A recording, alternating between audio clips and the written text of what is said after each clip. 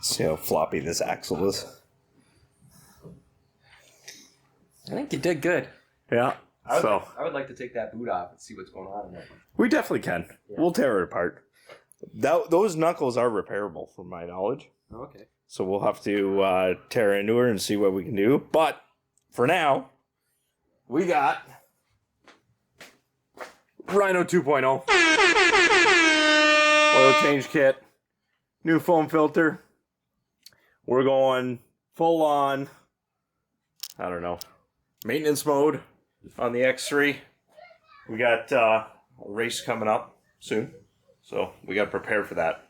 And needless to say, can't do that with a broken front axle. So we're going to get her swapped out here, get the X3 all rip roaring again from our trip up in Lingham Lake, breaking that axle there.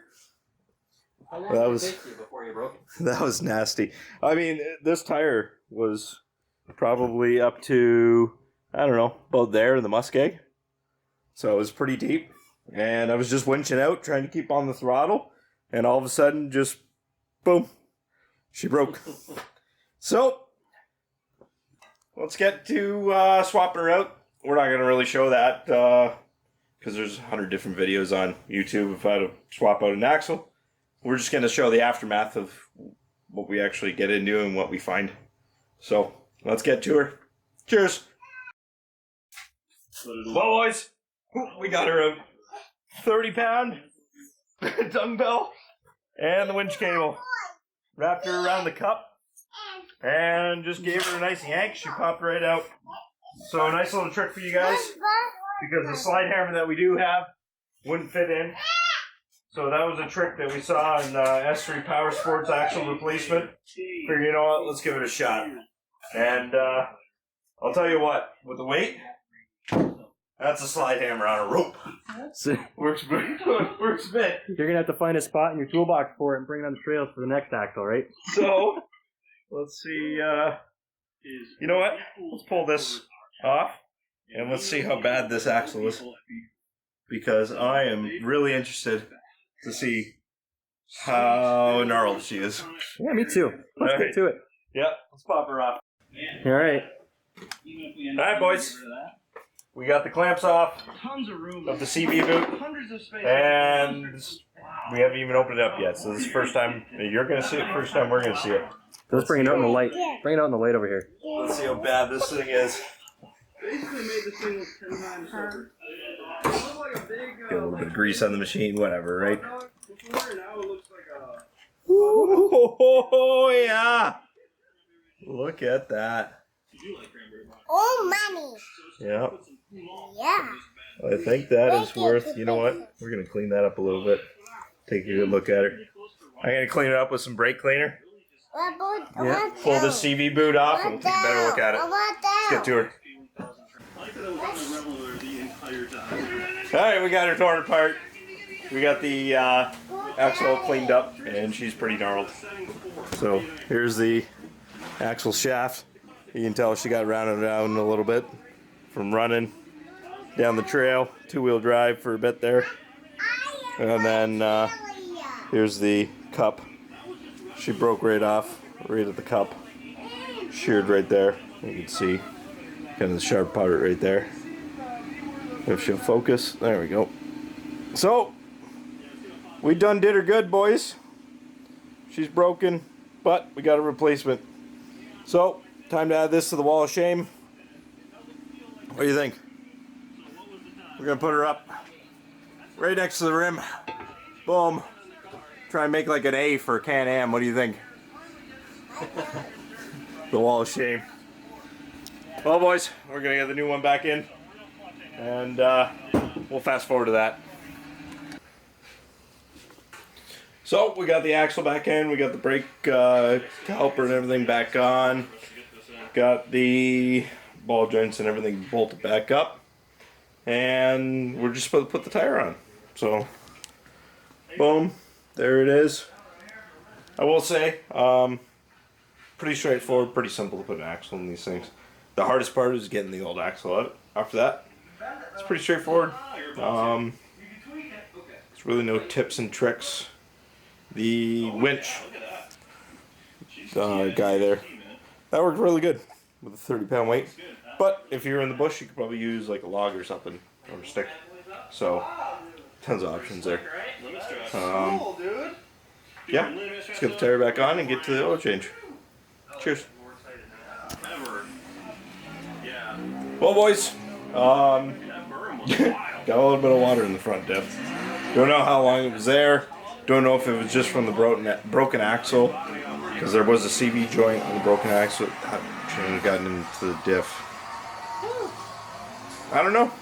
Don't know how long it's been in there for. But anyway, got some really, really dirty watery oil. So this is 800K on her. Hopefully she'll focus there.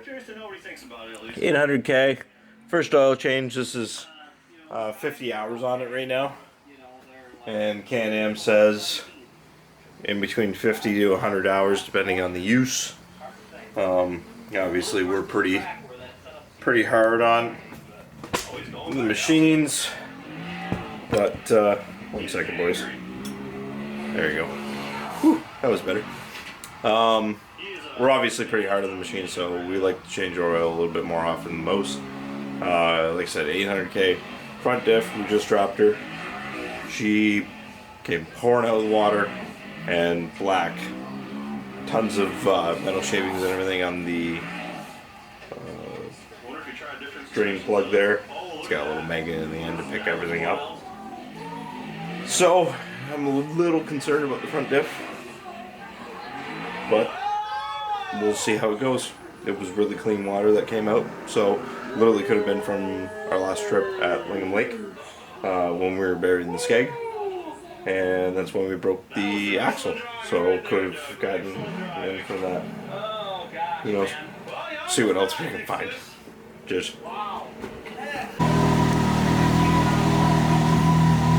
So now we're getting the machine heated up, change the engine oil and the gearbox oil. Let it run for a few minutes. Got the garage door open back there. Man door open on the side. Gotta be safe, right? We'll warm it up, get it nice and hot. Pull the drain plug out of the back. See how the engine oil and the transmission oil is. Get to her. Well, boys, I'll tell you what. Change the oil in the X3. It's nasty. Engine oil. I heated her up. Look at that. All over the floor. That was my fault for moving the machine forward and moving my oil tray, but like I got it all over the skid plate, everything. It's nasty. So, got the tranny drained. It looked good. Oil was nice and clean. The drain plug was a little bit gummed up with metal, but that's to be expected. Happens all the time.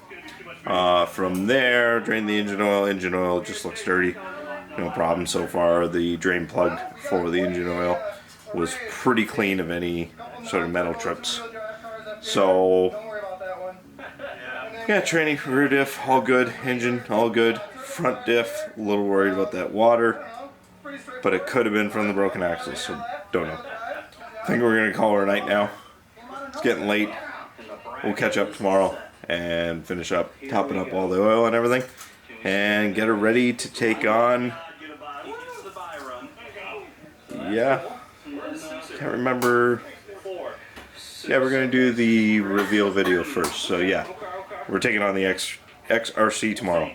Couldn't remember if I was going to put the XRC reveal in front of this video or after. I'm going to do it after, so you guys already know that. Cheers.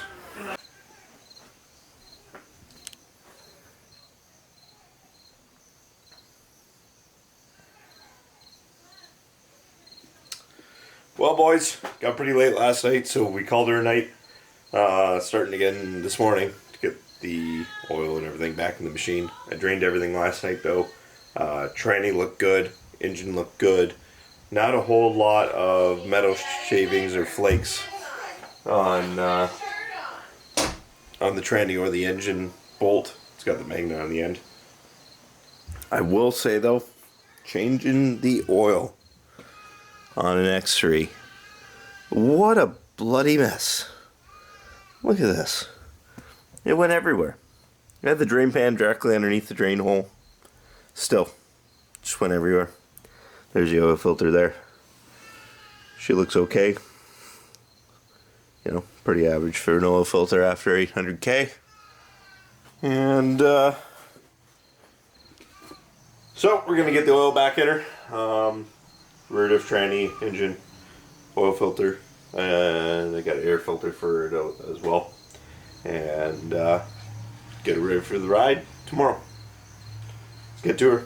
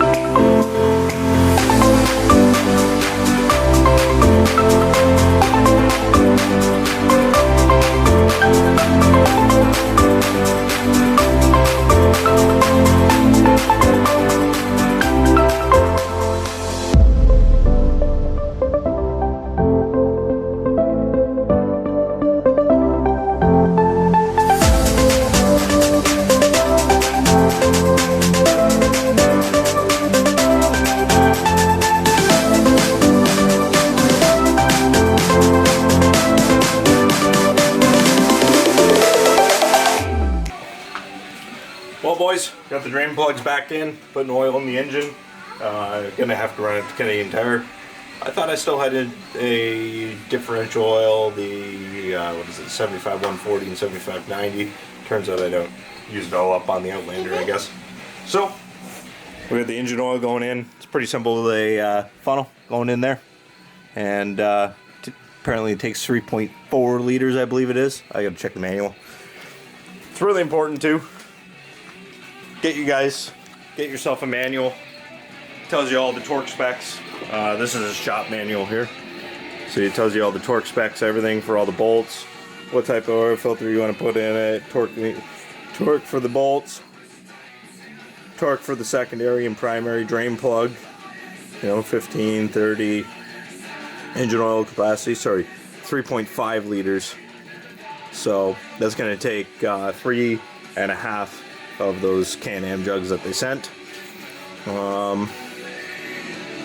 Yeah, don't forget, torque your stuff, because you don't want to have to drill and tap out a strip drain plug.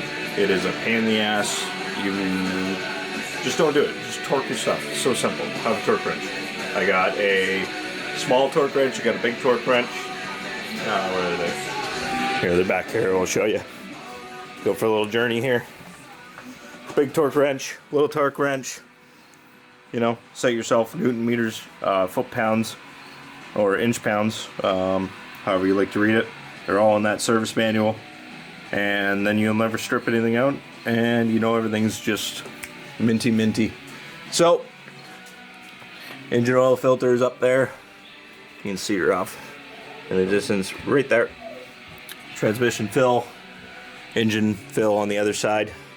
It's all pretty straightforward to do an oil change on these things. There's no reason you can't do it at home. I don't even see why you need to bring them into a shop. Just give everything once over, make sure you got your service manual and torque everything properly. So we're gonna go get some oil. Quick trip to Canadian Tire, and get back to her and get some more oil in her. Fire her up. Make sure that check the dipstick on both engine and transmission. Make sure we have the proper amount of oil on the dipstick, and then she'll be ready to send. Let's get to her.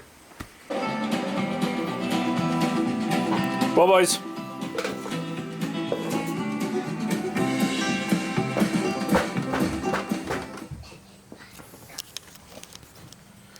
boys, went to Canadian Tire, got some oil, just running Royal Purple. That's what Canadian Tire has. Might as well run it, right? I used to run this in my Outlanders, and the OG Maverick, never had a problem with it. It runs good. And Nice thing is when it gets dirty, you can barely tell.